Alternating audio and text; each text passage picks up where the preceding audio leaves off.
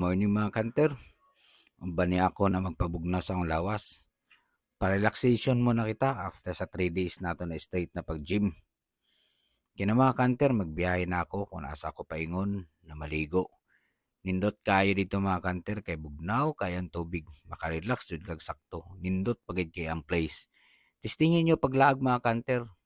Diri kini sa makita sa Tubod, Sungkoy, Surigao del Norte. Si mga kantero, daghan kay mga tao na nangaligo. Nindot gid kay diri kanter lamot sa panahon na init kayo.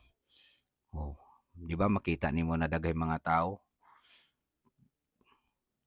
Oh, na mga kantero, daghan kayo sila.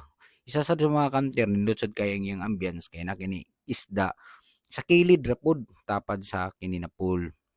Oh, di ba samtang sa mag-relax kita, diya kita magsugba-sugba kita ng isda para ato pang kaon.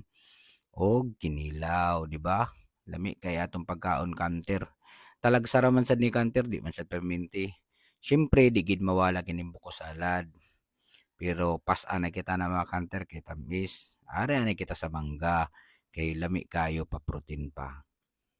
Mora na mga kanter, salamat sa pagtan-aw. God bless.